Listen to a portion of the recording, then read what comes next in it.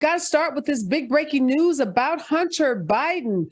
Chris, what does this mean that Hunter Biden is going to basically plead guilty to 2 charges related to the filing of his taxes?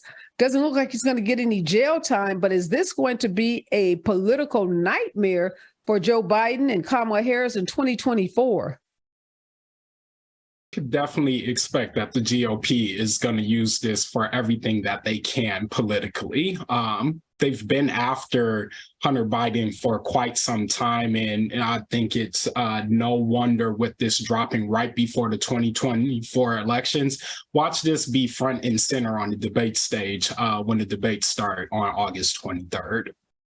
Yeah, what are you thinking, Calvin? How much damage do you think this does to the to the Democratic Party to have the son of the president, sitting president, who's running for president, have to plead guilty to misdemeanor tax charges, and apparently he's avoiding a separate charge related to the purchase of a gun where he lied about his drug use? Yeah, I guess we're seeing, an era of firsts with the former president being indicted and the current president's son pleading guilty. Maybe this is what everyone has been saying, "Make America Great," actually refers to. But yeah, I agree with Chris here that this will be front and center in the same way that Democrats are going to try to continue to keep Donald Trump's indictments in front page news in the loop.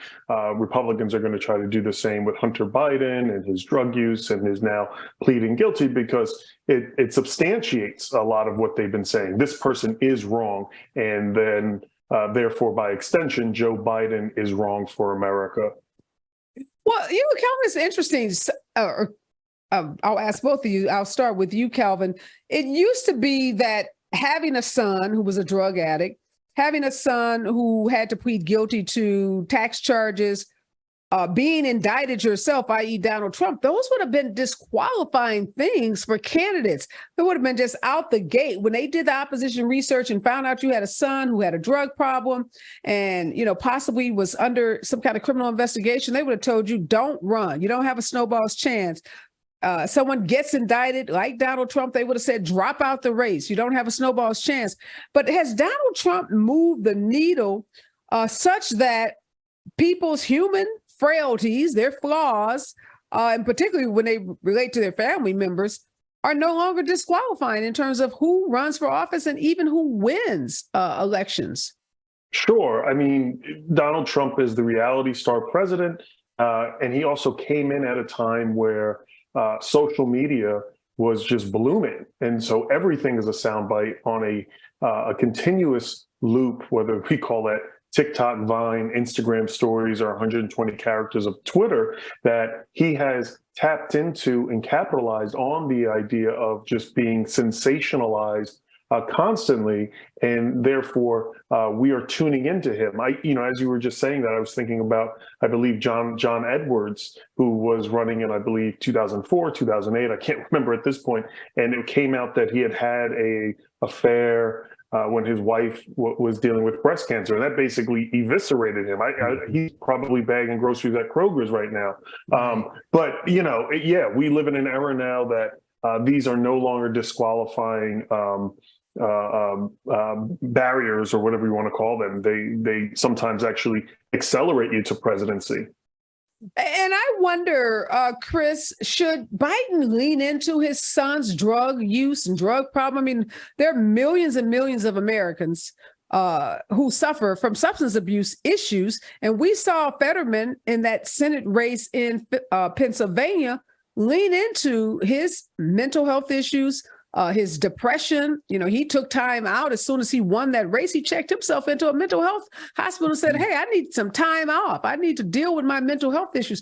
Do you think it seems like Biden gets really defensive when Hunter comes up? He tries to evade conversations about Hunter.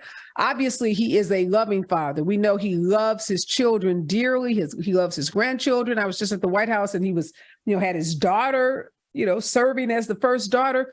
Why not just lean into it? My son has a drug problem. He was hooked on heroin, on crack, and he did what heroin and crack addicts do. And he's now paying the price for that.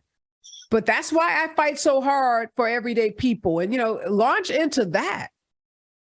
Yeah, I really think he should lean into it, but we've always seen Biden kind of put in the box and protected. You think back to even the racial debates when he got attacked on busing and how personal it got, and just he doubled down on the way he doubles down. And so I don't think Biden is going to do anything too drastically different than what he usually scripts on, especially just because I think we've seen over the course of time of sometimes when he's talking about the personal stuff, he can also get jumbled in his words. And I'm sure they also don't want a risk of him saying the wrong soundbite and the GOP being able to run into it. So I expect them to keep him in the pots and only lean into it when he absolutely has to lean into it. Yeah, I hope that doesn't prove to be a big, big mistake, because the Republicans are going to try to make a lot of hay about this. They're going to try to make this bigger than Hunter, make this about Joe Biden and call him corrupt. And, we already know there's that story out there. They both got $5 million from Barista or some Ukrainian company. And it just seems like to me that the way we have accepted mental health issues, that people can accept that your children, despite the best raising of them that you do, can have problems. And I think America is far more forgiving and would accept and forgive Hunter if he, we're more forthcoming about it. I think there's something about this mystery and this secrecy, the way he holds it so tightly.